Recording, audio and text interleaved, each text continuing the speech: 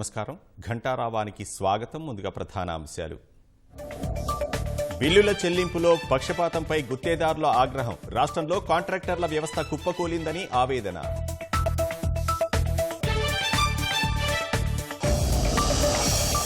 విద్యా కానుక కిట్లలో భారీ కుంభకోణం జరిగిందన్న జనసేన. సిండికేట్గా ఏర్పడి నాసిరకం సామాగ్రి పంపిణీ చేశారని ఆరోపణ.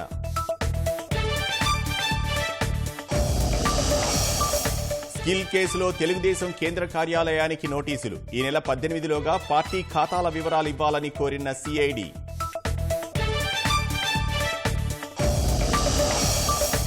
పార్టీ కార్యక్రమాలకు ప్రభుత్వ సిబ్బంది వినియోగం రాజ్యాంగ విరుద్ధం. వై నీడ్స్ జగన్ పై గవర్నర్ దృష్టికి తీసుకువెళ్లామన్న సిటిజన్స్ ఫర్ డెమోక్రసీ సంస్థ. ఆగ్నేయ బంగాళాఖాతంలో అల్పపీడనం రేపు వాయుగుండంగా మారే అవకాశం.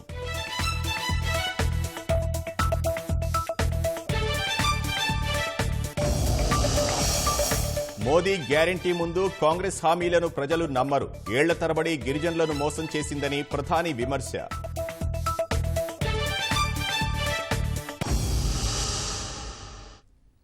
ఒక ప్రాంత గుత్తేదారులకు మాత్రమే బిల్లులు చెల్లిస్తూ ప్రభుత్వం విడుదల చేసిన జీవోపై ఏపీ గుత్తేదారుల సంఘం మండిపడింది. ప్రభుత్వ నిర్ణయం దారుణమని, ఇలాంటి జీవోను జీవితంలో ఎప్పుడూ చూడలేదని సంఘం సభ్యులు ఆగ్రహం వ్యక్తం చేశారు. రాజ్యాంగంపై ప్రమాణం చేసిన వ్యక్తి అందరినీ సమానంగా చూడాలని, పక్షపాతంతో పాలన చేయడం రాజ్యాంగ విరుద్ధమని ఆగ్రహించారు. పంచాయతీరాజుల్లో కానీ, లేకపోతేనేమో మున్సిపల్ కార్పొరేషన్స్లో కానీ, లేకపోతే ఇక్కడ కానీ ఎక్కడ చూసినా కూడా పేమెంట్లు రాక కాంట్రాక్ట్ వ్యవస్థ మొత్తం కుప్పకూలిపోయింది. పైన 15 రోజుల లోపల కాంట్రాక్టర్ పేమెంట్ ఇవ్వాలి. సెంట్రల్ గవర్నమెంట్ రూల్ ఉంది, హైకోర్టు సుప్రీంకోర్టు ఆర్డర్స్ ఉన్నాయి. వాటిని కూడా ఇవాళ తొంగలో దొక్కి ఎటువంటి పరిస్థితుల్లో కాంట్రాక్టర్ పేమెంట్ ఇవ్వబోవడం వల్ల కాంట్రాక్టర్ పూర్తిగా నాశనం అయిపోతున్నాడు. ఈ ఎంఎస్ఎంఈ యాక్ట్ ఉంది, యాక్ట్ ప్రకారం కూడా ఫాలో అవ్వట్లేదు. దేని గురించి కూడా పట్టించుకోవట్లేదు. ఎన్ని విజ్ఞాపనలు చేసినా కూడా ఏమనుకుంటారంటే, ఏముంది కాంట్రాక్టర్కి 10% ప్రాఫిట్ మిగులుతుంది కదా అనుకుంటారు.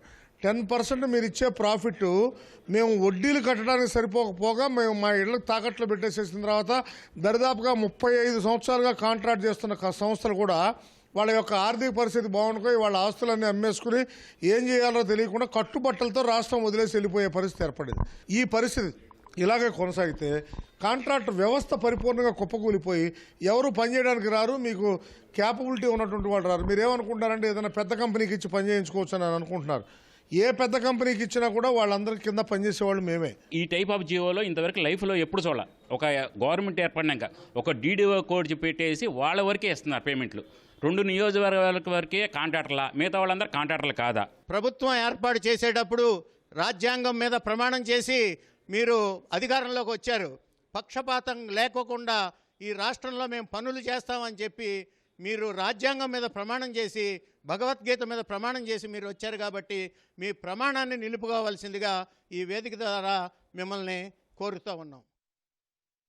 4.5 ఏళ్ల వైకాపా పాలనలో 71,449 కోట్ల రూపాయల కేంద్ర నిధులు పక్కదారి పెట్టాయని తెలుగుదేశం పొలిట్ బ్యూరో సభ్యుడు యనమల రామకృష్ణుడు ఆరోపించారు. పథకాలకు జగన్, వైఎస్ఆర్ పేర్లు పెట్టడంపై కేంద్రం అభ్యంతరం తెలిపినా తీరు మారకపోవడంతో రాష్ట్రానికి రావాల్సిన 6,000 కోట్ల రూపాయలను కేంద్రం నిలిపివేసిందని గుర్తు చేశారు. పేర్ల కోసం పేదలను బలి చేస్తున్నారని యనమల దుయ్యబట్టారు. 75 పథకాలకు జగన్, వైఎస్ఆర్ పేర్లు పెట్టడం రాచరిక పోకడ కాదా అని నిలదీశారు. 94 కేంద్ర పథకాలకు జగన్ ప్రభుత్వం మ్యాచింగ్ గ్రాంట్ ఇవ్వకపోవడం వల్ల బీసీ వర్గాలు అభివృద్ధికి దూరమయ్యాయని అన్నారు. పేదల ఇళ్ల నిర్మాణానికి కేంద్రం ఇచ్చిన 3,084 కోట్లు, రైతులకు కరువు సాయంగా పంపిన 900 కోట్లు లబ్ధిదారులకు చేరలేదన్నారు. 8,660 కోట్ల రూపాయల స్థానిక సంస్థల నిధులు, 7,879 కోట్ల మేర ఉపాధి హామీ కూలీల డబ్బులు దారి మళ్లించినట్లు యనమల ఆరోపించారు. విద్యా కానుక కిట్ల పంపిణీ మాటున ప్రభుత్వం భారీ కుంభకోణానికి పాల్పడిందని జనసేన రాజకీయ వ్యవహారాల చైర్మన్ నాదెండ్ల మనోహర్ ఆరోపించారు. ఢిల్లీలోని 5 సంస్థలు సిండికేట్గా ఏర్పడి నాసిరకం సామాగ్రి పంపిణీ చేస్తున్నాయని మనోహర్ తెలిపారు. ఎన్ఫోర్స్మెంట్ డైరెక్టరేట్ సోదాల్లో ఈ విషయం వెలుగు చూసిందన్నారు. ఈడీ ఢిల్లీలోనూ ఉత్తరప్రదేశ్లోనూ కొన్ని వ్యాపార సంస్థలపైన దాడులు చేశారు. సుమారు 5 కంపెనీలపైన. ఢిల్లీలో తీగలాగితే కదిలింది ఎక్కడయా అంటే ఆంధ్రప్రదేశ్లో 120 కోట్ల రూపాయలు దారి మలినాయి అనేది స్పష్టంగా ఈడీ దాడుల్లో సమాచారం అందింది.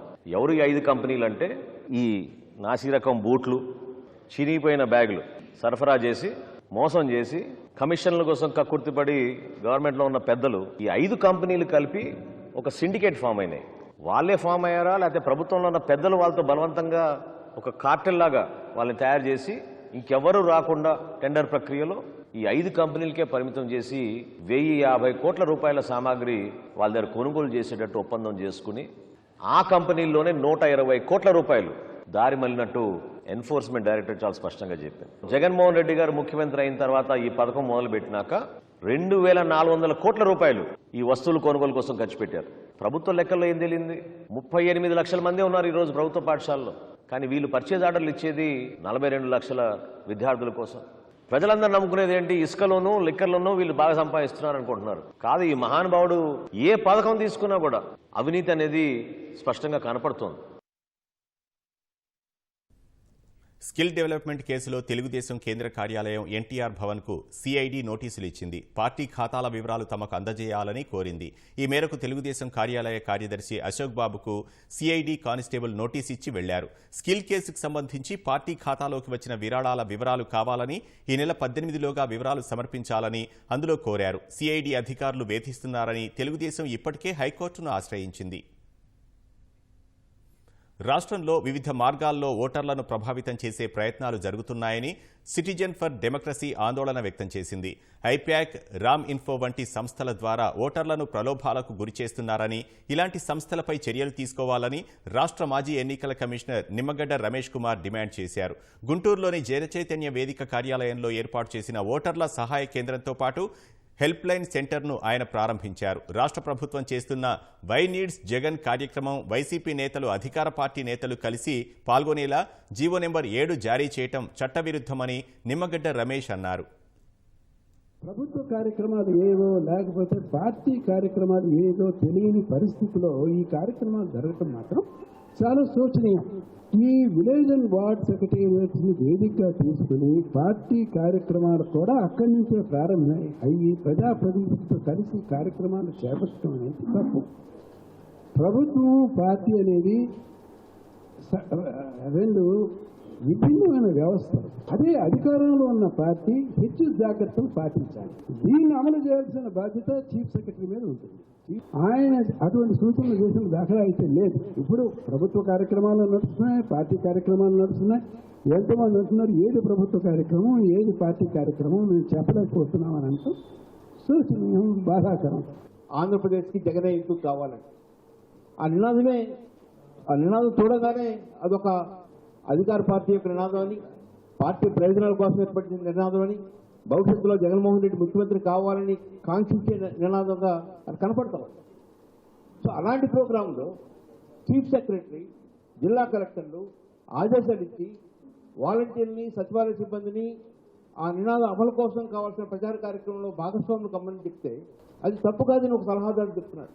అధికార పార్టీ, అధికార యంత్రాంగం కలిసిమెలిసి పనిచేస్తాయి. రెండు వేరువేరు కాదు, రెండు ఒకటిగానే ఉంటాయి. ఈ వాతావరణం ఇలాగే కొనసాగితే భారతదేశం గొప్ప ప్రజాస్వామ్య దేశం అని, ఎన్నికల్లో అధికార యంత్రాంగానికి పూర్తి స్వేచ్ఛ ఉంటుందని, చాలా సమున్నతంగా నిర్ణయాలు తీసుకుంటారని, ఇంత నమ్మకం ఉన్న భారతదేశంలో ఆ నమ్మకాన్ని వమ్ము చేసే అవకాశం. ఆగ్నేయ బంగాళాఖాతంలోని అండమాన్ నికోబార్ పరిసర ప్రాంతాల్లో అల్పపీడనం ఏర్పడినట్లు భారత వాతావరణ విభాగం తెలిపింది. ఇది క్రమంగా వాయువ్య దిశగా కదులుతూ పశ్చిమ మధ్య బంగాళాఖాతంలో బుధవారం నాటికి వాయుగుండంగా మారే సూచనలున్నట్లు వెల్లడించింది. ఇది తీవ్ర వాయుగుండంగా మారి కోస్తాంధ్ర తీరానికి దగ్గరగా వచ్చే అవకాశముందని, క్రమంగా దిశను మార్చుకుని ఈ నెల 17న ఒడిశా తీరం వైపుగా కదులుతుందని వివరించింది. దీని ప్రభావంతో రాష్ట్ర వ్యాప్తంగా బుధ, గురువారాల్లో కోస్తాంధ్ర, ఒడిశా తీర ప్రాంతాల్లో మోస్తరు నుంచి విస్తారంగా వర్షాలు కురుస్తాయని తెలిపింది. ఆయా తేదీల్లో మత్స్యకారులెవరూ సముద్రంలో చేపల వేటకు వెళ్లవద్దని వాతావరణ శాఖ హెచ్చరించింది. వైఎస్ వివేకా కేసులో తనను నిందితుడి జాబితా నుంచి తొలగించాలని హైదరాబాద్లోని సిబిఐ కోర్టులో దస్తగిరి పిటిషన్ దాఖలు చేశారు. తనను సాక్షిగా మాత్రమే పరిగణించాలని కోరారు. సిబిఐ మొదటి ఛార్జ్షీట్లో తనను సాక్షిగానే చేర్చిందని గుర్తు చేశారు. దస్తగిరి పిటిషన్పై మిగతా నిందితులు అభ్యంతరం వ్యక్తం చేయగా సిబిఐ కోర్టు బుధవారం విచారణ చేపట్టనుంది. జయప్రకాష్ పవర్ వెంచర్స్ సంస్థకు గతంలో ఇచ్చిన ఇసుక తవ్వకాల కాంట్రాక్ట్ కాలపరిమితిని పొడిగిస్తూ సంబంధిత దస్త్రాలను ప్రభుత్వం ఎందుకు బయటపెట్టడం లేదని తెలుగుదేశం అధికార ప్రతినిధి కొమ్మారెడ్డి పట్టాభి ప్రశ్నించారు. మే నుంచి అక్టోబర్ వరకు జయప్రకాష్ పవర్ వెంచర్స్ ఎలాంటి జీఎస్టీ రిటర్న్స్ దాఖలు చేయలేదని చెప్పారు. జయప్రకాష్ పవర్ వెంచర్స్ పేరు అడ్డం పెట్టుకుని సీఎం జగన్ ఇసుక దోపిడీ సాగిస్తున్నారని పట్టాభి ధ్వజమెత్తారు. జయప్రకాష్ పవర్ వెంచర్స్ వారి కాంట్రాక్ట్ పీరియడ్ ముగిసిన తర్వాత కూడా వారికే మేము ఎక్స్టెన్షన్ ఇచ్చాము, వారే ఇసుక తవ్వకాలు జరుపుతూ ఉన్నారు, ఇంకా వేరెవరూ కూడా ఇసుక తవ్వకాల్లో ఇన్వాల్వ్ అయ్యలేరు, సంబంధం లేదని చెప్పి జరుగుతున్నటువంటి ఈ వ్యవహారాన్ని కప్పిపుచ్చే ప్రయత్నం చేస్తున్నారు. రెండో పక్కన చాలా స్పష్టంగా తాడేపల్లి ప్యాలెస్ డైరెక్షన్లోనే జిల్లాల వారీగా శాండ్ మాఫియా డాన్లకి ఇసుక రీచ్లన్నీ కూడా పనిచేసి విచ్చలవిడిగా పైకేమో జయప్రకాష్ పవర్ వెంచర్స్ పేరు చెప్పటం, జరిగేదంతానేమో శాండ్ మాఫియా తవ్వకాలు, జగన్ రెడ్డి గారి శాండ్ మాఫియా తవ్వకాలు. మరి ఈ రకమైనటువంటివన్నీ కూడా ప్రధాన పత్రికలు ప్రచురిస్తూ ఉంటే వారిపైన దాడి చేయటం, నిస్సిగ్గుగా జరుగుతున్నటువంటి తప్పుని కప్పిపుచ్చే ప్రయత్నాలు చేయటం. ఈ మధ్యనే director mines and geology Venkata Reddy గారు మీడియా ముందుకు వచ్చారు. మళ్ళీ ఈ రకంగా ముఖ్యమంత్రి గారి పైన బురద జల్లుతారా మీరు? అసలు ముఖ్యమంత్రి గారి కార్యాలయానికి ఏం సంబంధం, తాడేపల్లి ప్యాలెస్కి ఏమి సంబంధం? మేము చెప్తున్నాం కదా, ఇదంతా కూడా జయప్రకాష్ పవర్ వెంచర్స్ వారే చేస్తూ ఉన్నారు. వారి టెండర్ కాలపరిమితి పూర్తయిన తర్వాత మేము ఎక్స్టెన్షన్ ఇచ్చాము. మరి ఎక్స్టెన్షన్ ఇస్తే దానికి సంబంధించినటువంటి లేఖ ఉండాలి కదయ్యా, ఆ లేఖ చూపించవయ్యా బాబు అంటే ఈ రోజు వరకు ఆ ఎక్స్టెన్షన్ అని మాటలు చెప్తారు కానీ గత 2-3 నెలలుగా మేము డిమాండ్ చేస్తున్నాం. ఓకే, మీరు నిజంగా గనక ఎక్స్టెన్షన్ ఇస్తే లిఖితపూర్వకంగా ఏమన్నా కాగితం ఉందా అంటే అది ఈ రోజు వరకు కూడా దాన్ని బయటపెట్టరు. అసలు యాక్చువల్గా టెండర్ పూర్తయిన తర్వాత మళ్ళీ ఫ్రెష్గా టెండర్ పిలవాలి కానీ ఊరికిన ఎక్స్టెన్షన్ ఇవ్వడానికి కూడా అవకాశం లేదు. కానీ ఇచ్చామని చెప్తున్నప్పుడు దానికి సంబంధించినటువంటి డాక్యుమెంట్స్ బయట పెట్టాలి. మీరు ఏ కండిషన్స్ ప్రకారం ఎక్స్టెన్షన్ ఇచ్చారు, ఎన్ని నెలల కాలానికి మీరు ఎక్స్టెన్షన్ ఇచ్చారు, ఏ రేటుకి ఎక్స్టెన్షన్ ఇచ్చారు, ఇవన్నీ కూడా బయట పెట్టాలి కదా. ఈ రోజు వరకు ఒక్క కాగితం ముక్క కూడా ప్రజలకు చూపించలేదు. కృష్ణా జిల్లాలో జెడ్పీ సర్వసభ్య సమావేశానికి గైర్హాజరైన ఏలూరు జిల్లా కలెక్టర్పై వైకాపా ఎమ్మెల్యే పేర్ని నాని ఆగ్రహం వ్యక్తం చేశారు. చైర్పర్సన్ ఉప్పాల హారిక అధ్యక్షతన నిర్వహించిన జెడ్పీ సర్వసభ్య సమావేశానికి కృష్ణా, ఎన్టీఆర్ జిల్లా కలెక్టర్లు హాజరయ్యారు. వ్యవస్థలంటే ఏలూరి కలెక్టర్ లెక్క లేకుండా వ్యవహరిస్తున్నారని పేర్ని నాని ధ్వజమెత్తారు. జెడ్పీ సమావేశానికి కలెక్టర్ రాకుండా కింది స్థాయి అధికారులను కూడా రానివ్వకుండా అడ్డుకున్నారని పేర్ని నాని ఆరోపించారు. పూర్తిస్థాయి పరిహారం చెల్లించాలని గండికోట ముంపు వాసులు డిమాండ్ చేశారు. సీఎం ఇచ్చిన హామీ మేరకు మిగిలిన 3,25,000 రూపాయలు వెంటనే ఇవ్వాలన్నారు. వైఎస్ఆర్ జిల్లా కొండాపురం మండలం ముంపు బాధితులు ఆర్డీఓ ముందు గోడు వెళ్లబోసుకున్నారు. కానీ జగన్ రెడ్డి గారు ప్రభుత్వం వచ్చినాక 10 లక్షలు ఇచ్చానని అప్పుడు ఎన్నికల ప్రచారంలో వాగ్దానం చేశారు. దాని ప్రకారం 10 లక్షలు ఇచ్చామని ఈ మధ్యనే జీవో కూడా ఇచ్చినారు జగన్ రెడ్డి గారు. ఇచ్చినాక ఆర్టీఓ గారు ప్రూఫ్స్ ఇమ్మని ఇంతకుముందు అడిగినారు. ఒకసారి ప్రూఫ్స్ అన్ని ఇచ్చినాము. మళ్ళీ రెండోసారి కూడా జగన్ రెడ్డి గారు కడప జిల్లాకు వచ్చినప్పుల్లా ప్రూఫ్స్ ఇవ్వండి, ఆధార్ కార్డు ఇవ్వండి, ఏదో ఒకటి అడుగుతానే ఉన్నారు. కానీ ఇప్పుడు 4 సంవత్సరాల నుంచి అట్నే కాలయాపన చేస్తున్నారు. ఇప్పుడు కూడా 3.25 ఇచ్చేయని కూడా ఎన్నో కండిషన్లు పెడుతున్నారు. అప్పుడు 6.75 ఇచ్చినప్పుడు ప్రూఫ్లు అప్పుడు అధికారులు కదా ఇచ్చింది, ఆర్టీఓ గారు, ఎంఆర్ఓ కదా. ఇప్పుడు 3.25 కూడా అన్ని కండిషన్లు పెట్టి కోతలు పోయాలని చూస్తున్నారు. మాకు పాత లిస్టు ప్రకారం అప్పుడు 6.75, 6.5 కింద 3.75 ఇచ్చిన వాళ్ళందరికీ ఇప్పుడు కూడా 3.25 ఇవ్వాలని మేము డిమాండ్ చేస్తున్నాం.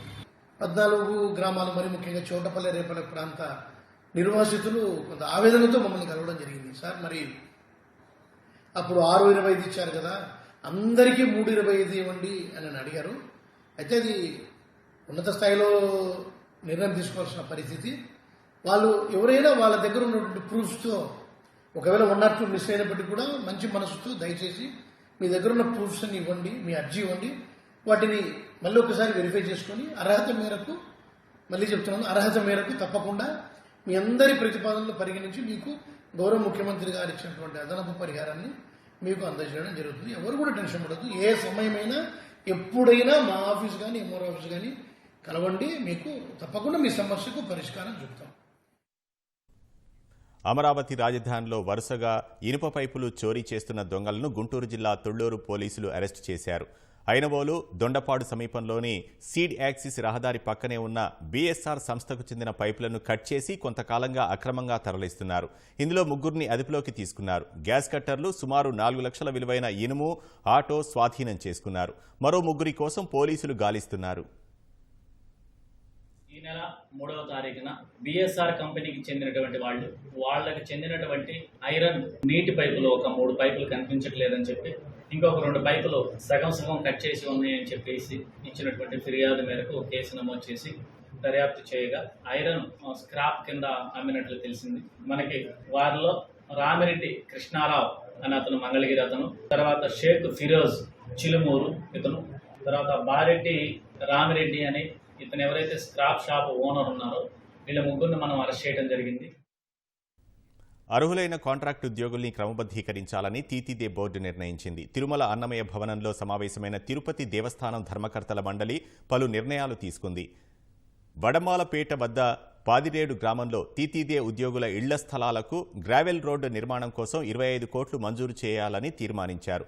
తీతీదే విశ్రాంత ఉద్యోగులకు అక్కడే ఇళ్ల స్థలాలు కేటాయించాలని నిర్ణయించారు. జిఓఎంఎస్ నంబర్ 114 ప్రకారం దాని విధి విధానాలకు లోబడి ఎవరెవరికైతే అప్లికబుల్ అవుతుందో వాళ్ళనందరినీ కూడా రెగ్యులరైజ్ చేయటానికి ఒక నిర్ణయం తీసుకోవటం జరిగింది. వచ్చే బోర్డులో ఎంతమంది వస్తారు ఏంటి అన్నటువంటి విషయాన్ని ప్రకటించటం జరుగుతుంది. తిరుచానూరు అమ్మవారి దర్శనం కోసమని వివిధ ప్రాంతాల నుండి విచ్చేస్తున్న భక్తుల సంఖ్య ప్రతిరోజు పెరుగుతున్నది. ఇందుకు గాను ట్రాఫిక్ ఇబ్బందులు తగ్గించేందుకు రోడ్డును 80 అడుగుల రోడ్డుగా విస్తరించేందుకు 15 కోట్ల 12 లక్షల్ని మంజూరు చేయటం జరిగింది. అలాగే రేణుగుంట రోడ్డులోని నారాయణాద్రి ఎక్స్ప్రెస్ జంక్షన్ నుండి తిరుచానూరు వద్ద గల హైవే రోడ్డు వరకు ఉన్న రోడ్డును డివైడర్లతో కూడిన 4 లైన్ల రోడ్డుగా అభివృద్ధి చేసేందుకు 13 కోట్ల 29 లక్షల రూపాయలతో టెండర్ను ఆమోదించటం జరిగింది. నెల్లూరు జిల్లా ఆత్మకూరు మండలం అప్పారావుపాలెం ఎస్సీ కాలనీలో తల్లి కుమార్తె ఇంట్లో నిద్రిస్తుండగా దుండగులు తలుపులపై పెట్రోల్ పోసి నిప్పంటించారు. మంటలు భారీగా వ్యాపించడంతో ఇంట్లో చిక్కుకున్న తల్లి కుమార్తె తీవ్ర ఆందోళన చెందారు. స్థానికులు మంటల్లో చిక్కుకున్న ఇద్దరిని కాపాడారు. బంధువుల్లో కొందరితో వివాదం ఉందని, వారే ఘాతుకానికి పాల్పడి ఉంటారని బాధితులు ఆరోపించారు. పవిత్రమైన వివాహ వ్యవస్థను తప్పక కాపాడాల్సి ఉందని, అందువల్ల వ్యభిచారాన్ని మళ్లీ నేరంగా పరిగణించాలని పార్లమెంట్ స్థాయి సంఘం ఇవాళ భారతీయ న్యాయ సంహిత కేంద్రానికి సమర్పించిన నివేదికలో సిఫార్సు చేసింది. సెప్టెంబర్లో కేంద్ర హోంశాఖ మంత్రి అమిత్ షా ఈ బిల్లును పార్లమెంటు ముందు ఉంచారు. సవరించిన చట్టంలో వ్యభిచారాన్ని తటస్థ నేరంగా పరిగణించి అందుకు స్త్రీ పురుషులు ఇద్దరినీ బాధ్యులను చేయాలని పేర్కొంది. ఒకవేళ పార్లమెంట్ స్థాయి సంఘం సిఫార్సులను కేంద్ర ప్రభుత్వం ఆమోదిస్తే 2018లో వ్యభిచారం నేరం కాదంటూ 5 సభ్యుల రాజ్యాంగ ధర్మాసనం ఇచ్చిన తీర్పునకు విరుద్ధం కానుంది. భారత శిక్షా స్మృతి, code of criminal procedure, evidence యాక్ట్ల స్థానంలో తేనున్న 3 బిల్లుల్లో భారతీయ న్యాయ సంహిత ఒకటి. భారతీయ జనతా పార్టీ ఎంపీ బ్రిజ్లాల్ సారథ్యంలోని హోంశాఖ స్థాయి సంఘానికి ఆగస్టులో ఈ బిల్లును పంపారు. డీసెంట్ నోట్ సమర్పించిన ఎంపీల్లో ఒకరైన కాంగ్రెస్ ఎంపీ పి చిదంబరం జంటల జీవితాల్లో ప్రవేశించే అధికారం కేంద్ర ప్రభుత్వానికి లేదన్నారు. ప్రాథమికంగా 3 అభ్యంతరాలు లేవనెత్తిన చిదంబరం 3 కొత్త బిల్లులు చాలా వరకు ప్రస్తుతమున్న చట్టాలకు కాపీ పేస్ట్ అని పేర్కొన్నారు. భగవాన్ బిర్సా ముండా జయంతి సందర్భంగా దేశవ్యాప్తంగా గిరిజనుల సంక్షేమం కోసం 24,000 కోట్లతో వివిధ పథకాలు ప్రారంభించనున్నట్లు ప్రధానమంత్రి నరేంద్ర మోదీ తెలిపారు. గిరిజన బాలికలకు ఉచిత విద్య అందించనున్నట్లు హామీ ఇచ్చారు. కాంగ్రెస్ పార్టీ అధికారంలో ఉన్నప్పుడు గిరిజనులను కేవలం ఓటు బ్యాంకుగా మాత్రమే చూసిందని విమర్శించారు. ఎన్నికల ప్రచారంలో భాగంగా మధ్యప్రదేశ్లోని బేతుల్, ఝబువా జిల్లాల్లో జరిగిన బహిరంగ సభల్లో పాల్గొన్న ప్రధాని మోదీ భాజపా సారథ్యంలోని డబుల్ ఇంజిన్ సర్కార్ నిరంతరం గిరిజనుల అభివృద్ధి కోసం కృషి చేసినట్లు తెలిపారు. మధ్యప్రదేశ్లో కాంగ్రెస్కు ఘోర పరాభవం తప్పదని, ఆ పార్టీ ఎన్ని హామీలు ఇచ్చినా ప్రజలు నమ్మే పరిస్థితి లేదని ప్రధాని మోదీ పేర్కొన్నారు. कांग्रेस ने मान लिया है कि मोदी की गारंटी के सामने कांग्रेस के झूठे वायदे एक पल भी टिक नहीं सकते हैं। मोदी की गारंटी का मतलब क्या होता है? आज पूरा हिंदुस्तान जानता है, अरे पूरी दुनिया भी मानती है कि मोदी की गारंटी मतलब गारंटी पूरा होने की भी गारंटी।